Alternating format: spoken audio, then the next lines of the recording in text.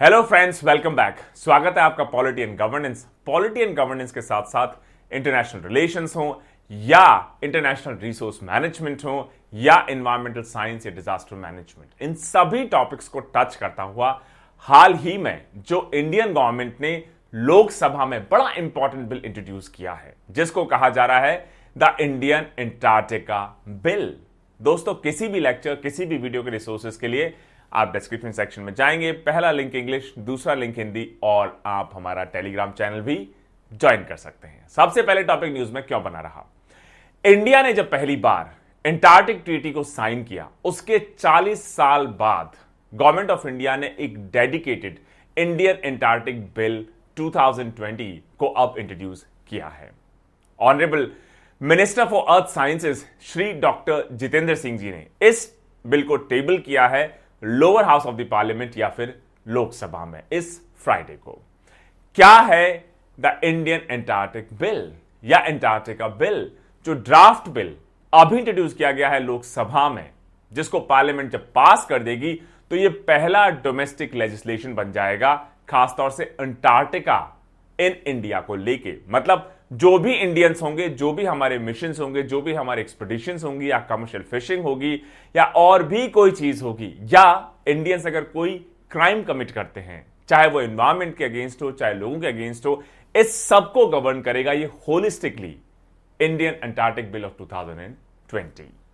अभी तक ऐसे कितने कंट्रीज हैं जिन्होंने अपना अपना local domestic legislation when it comes to Antarctica already pass कर लिया है। अभी तक ऐसे 27 कंट्रीज हैं, 27 ऐसे कंट्रीज हैं जिसमें अर्जेंटीना है, ऑस्ट्रेलिया है, बेलारूस है, Belgium, Canada, Chile, Colombia, Finland, France, Germany, Italy, Japan, Korea, Netherlands, New Zealand, Norway, Peru, Russia, South Africa, Spain, Sweden, Turkey, Ukraine, United Kingdom, US, Uruguay and Venezuela. तो India 28th शायद ऐसा country बन जाए जिसने भी अपने यहां पर एक डोमेस्टिक लेजिस्लेशन पास किया है अंटार्कटिका को लेके। इंडिया के अलावा और भी बहुत सारे ऐसे कंट्रीज हैं जो अब धीरे धीरे करके अपने यहां पर डोमेस्टिक लेजिस्लेशन को पास करना शुरू कर चुके हैं। अब आप सोच रहे हैं ऐसा क्या है अंटार्कटिका में कि सभी कंट्रीज अपना अपना डोमेस्टिक लेजिस्लेशन पास करने की तरफ तेजी से बढ़ते चले जा रहे हैं। जब हम इस बिल के जो की कैरेक्टरिस्टिक्स हैं या फीचर्स हैं, एस्पेक्ट्स हैं, उसको डिस्कस करेंगे, तब आप अप्रिशिएट कर पाएंगे कि क्यों ये एक मेजर लैंडमार्क के रूप में देखा जा रहा है। इंडिया को जो एक्सपीडिशन है अंटार्कटिका में, उसको भेजते हुए 40 से भी ज्यादा साल हो गए, लेकिन अभी तक क्योंकि हमारा खुद का एक डोमेस्टिक लेजिस्लेशन नहीं था अंटार्कटिका को लेके, इस वजह से जितने भी हमारे एक्सपीडिशंस थे वो सभी गवर्न होते थे इंटरनेशनल लॉ से बजाय इंडियन लोकल लॉ के। लेकिन अब ये जो बिल इंट्रोड्यूस किया गया है, जब ये पास हो जाएगा, फोर्स में आ जाएगा, तो ये एक कॉम्प्रिहेंसिव लिस्ट सबको प्रोवाइड कर पाएगा रेगुलेशंस की, खासतौर से अंटार्कटिका को लेके। और हमारे सारे साइंटिफिक एक्सपीडिशंस, चाहे वो इंडिविजुअल्स के लिए हों, चाहे कंपनीज के लिए हों, चाहे टूरिस्ट के लिए हों, सभी को गवर्न करेंगे इस बिल के प्रोविजंस। मिनिस्ट्री ने यह भी कहा है कि आने वाले सालों में, डिकेड्स में, जो एक्टिविटी लेवल्स हैं अंटार्कटिका में, चाहे वो एक्सपीडिशन हो, साइंटिफिक रिसर्च हो या फिर एनर्जी एक्सप्लॉयटेशन हो, उसमें हो सकता है बहुत ज्यादा एक्सपोनेंशियल बढ़ोतरी देखी जाए। इसीलिए बहुत जरूरी है इंडिया जैसे कंट्री को कि हम अपने जो डोमेस्टिक सेट ऑफ प्रोटोकॉल्स हैं उनको अभी से बनाकर एनफोर्स करना शुरू कर दें, ताकि ऐसी सिचुएशन के लिए हम अभी से गियर्ड अप हो जाएं और फर्स्ट मूवर एडवांटेज हमको मिल पाए। ये जो डोमेस्टिक लेजिस्लेशन है, ये जो एंटार्क्टिक ट्रीटी हमने साइन की 40 साल पहले, उसको और ज्यादा रोबस्ट बनाएगी, हमारे एसोसिएशन को और ज्यादा वैलिड बनाएगी। इसके अलावा इस बिल के थ्रू जो प्रोटोकॉल्स हम एनफोर्स करेंगे, इंडिया की क्रेडिबिलिटी को भी वो इंटरनेशनली और ज्यादा एक रोबस्ट फाउंडेशन पर रखने में इंडिया की मदद करेगी। सबसे सिग्निफिकेंट या सबसे इंपॉर्टेंट पार्ट अगर आप इस बिल का देखें तो वो ये है कि इस बिल के थ्रू जो इंडियन कोर्ट्स हैं उनका ज्यूरिसडिक्शन अब अंटार्कटिका में भी पहुंच जाएगा। खासतौर से अगर कोई इंडियन सिटीजन वहां पर क्राइम करता है तो अब वो इंटरनेशनल लॉज के बजाय इंडियन कोर्ट्स या इंडियन रूल्स के थ्रू उसको ट्राई किया जाएगा। सिमिलरली अगर कोई फॉरेन सिटीजन्स भी हैं लेकिन वो इंडियन एक्सपीडिशन का पार्ट हैं तो उनको भी इंटरनेशनल लॉ के बजाय अब इस इंडियन लॉ, इंडियन कोर्ट्स के थ्रू ही ट्राई किया जाएगा। अभी तक अगर आप देखें तो कोई इंडियन या कोई फॉरेन सिटीजन जो इंडियन एक्सपीडिशंस का पार्ट है, अगर अंटार्कटिका में कोई भी क्राइम करता है, चाहे एनवायरमेंट के अगेंस्ट हो, चाहे इंडिविजुअल्स के अगेंस्ट हो, तो उसको ट्राई करने के लिए कोई लोकल लेजिस्लेशन या इंडियन कोर्ट्स वो कैरी आउट नहीं कर सकते।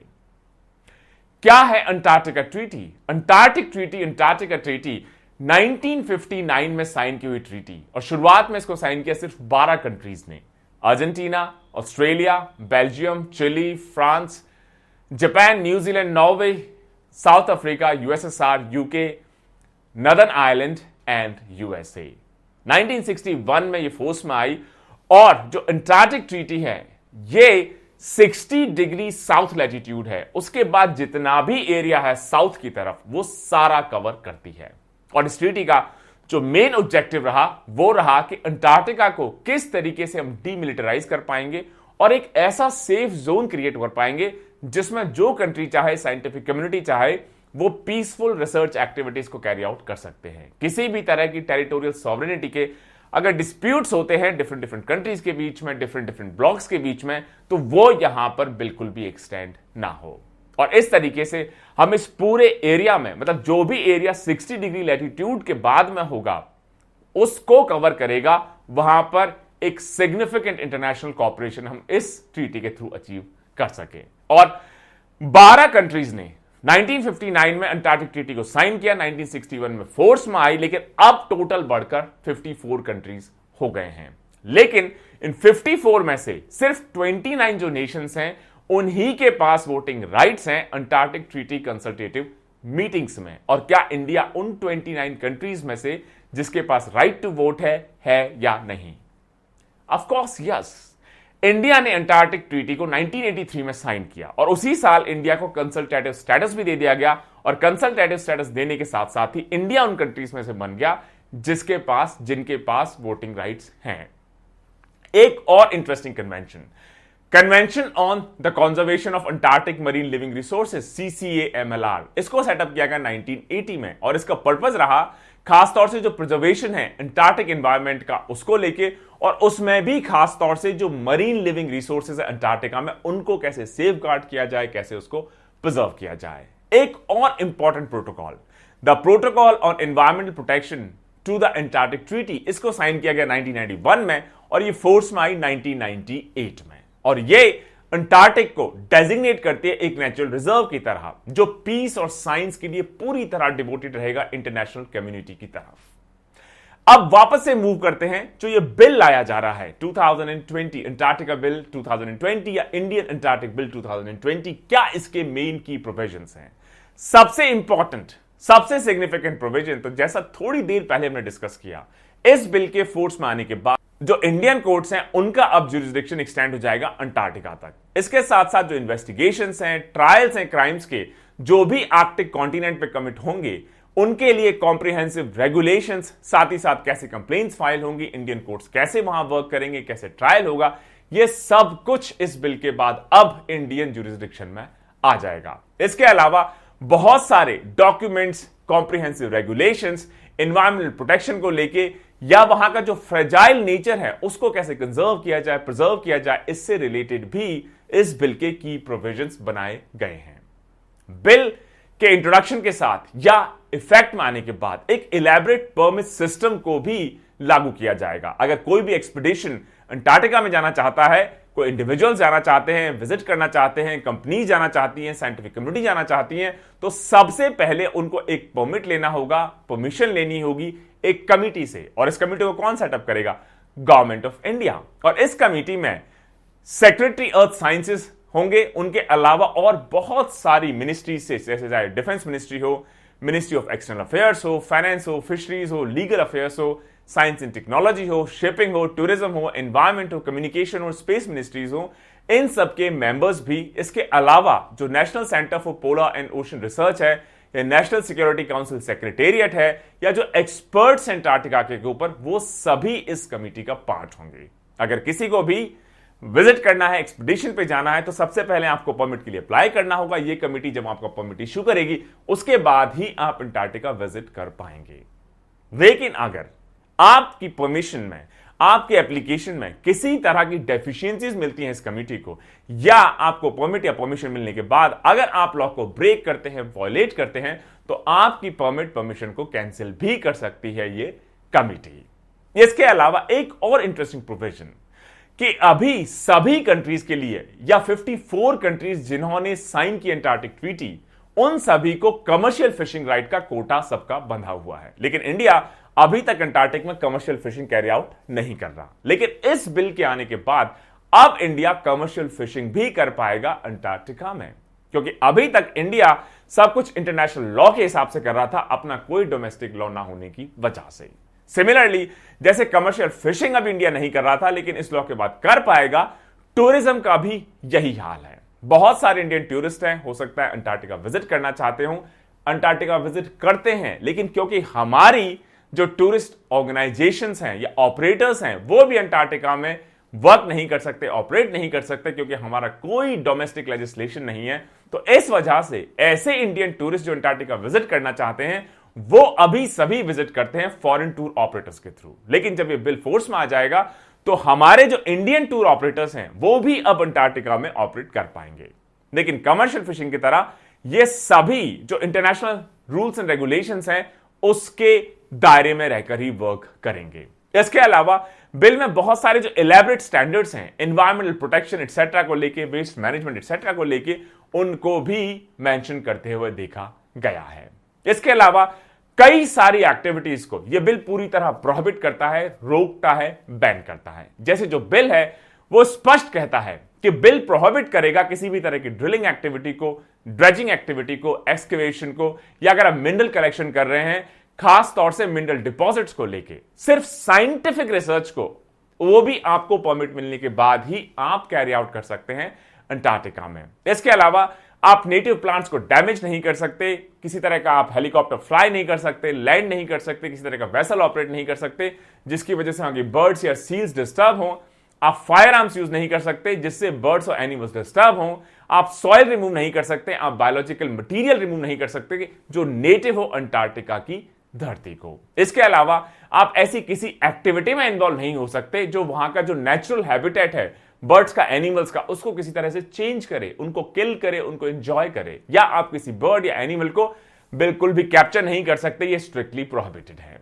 इसके अलावा जब बिल आ जाएगा तो जो एनिमल्स हैं, बर्ड्स हैं, प्लांट्स हैं, माइक्रोस्कोपिक ऑर्गेनिजम्स हैं जो अंटार्कटिका के नेटिव नहीं है, मतलब वहां लोकली रहने वाले नहीं है, उनको आप अंटार्कटिका में लाके इंट्रोड्यूस नहीं कर पाएंगे। इसके अलावा अगर स्पीसीज हैं उनको आप साइंटिफिक रिसर्च के लिए एक्सट्रैक्ट करना चाहते हैं तो वो भी आप परमिट लेने के बाद ही कर पाएंगे।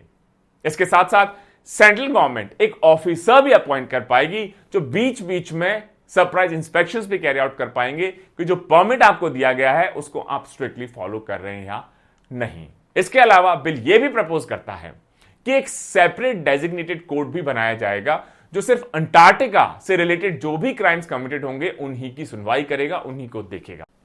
इसके अलावा जो बिल है उसमें जो पीनल प्रोविजन है कि पनिशमेंट किस तरह का होगा, काफी स्ट्रिंजेंट पनिशमेंट रखा गया है। जैसे सबसे कम पनिशमेंट रखा गया है, आपको जेल हो सकती है 1 या 2 साल की, उसके साथ 10 से 50 लाख तक का आप पे पेनल्टी हो सकती है, फाइन हो सकता है।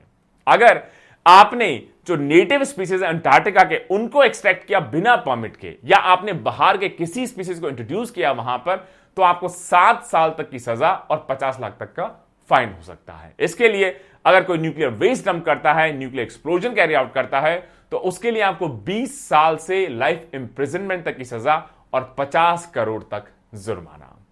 तो इंटरेस्टिंग बिल, इंटरेस्टिंग एस्पेक्ट कि फाइनली इंडिया ने भी बाकी कंट्रीज की तरह एक जो मेजर रिसर्च सेंटर हो सकता है, एक जो मेजर रिसोर्स सेंटर हो सकता है, उसकी तरफ ध्यान देना फाइनली शुरू कर दिया है। इससे हमारी साइंटिफिक कम्युनिटी को, हमारी एक्सप्लोरेशन एक्टिविटीज को, साथ ही साथ ऐसे कोल्ड वेदर या कोल्ड एनवायरनमेंट में नेचुरल रिसोर्सेज का जो एक्सप्लॉयटेशन है या उसकी साइंस एंड टेक्नोलॉजी है उसके एडवांसमेंट, रिसर्च एंड डेवलपमेंट से रिलेटेड नो हाउ इंडिया कहीं ज्यादा इंप्रूव कर पाएगा इस डोमेस्टिक लेजिस्लेशन के बाद। इसके अलावा बहुत सारे एक्सपर्ट्स का यह भी कहना है कि हो सकता है large amounts of oil and gas या नेचुरल रिसोर्सेज या हो सकता है प्रेशियस मेटल्स, ये सभी डिपॉजिट हों हमारे सब पोलर या पोलर जोन्स में। अंटार्कटिका हो सकता है, आर्कटिक हो सकता है। तो अगर इंडिया अभी से वहां पर अपना फुटप्रिंट इंश्योर करेगा, अपनी रिसर्च एंड डेवलपमेंट को बढ़ाएगा, साइंटिफिक कम्युनिटी को भेजेगा, एक्सपीडिशंस को बढ़ाएगा, डोमेस्टिक टूरिज्म को बढ़ाएगा, कमर्शियल फिशिंग में इन्वेस्ट करेगा, तो कहीं ना कहीं बहुत सारे डिफरेंट सेक्टर्स इंडिया के उससे फायदा उठा पाएंगे। Stay tuned. जय हिंद, जय भारत।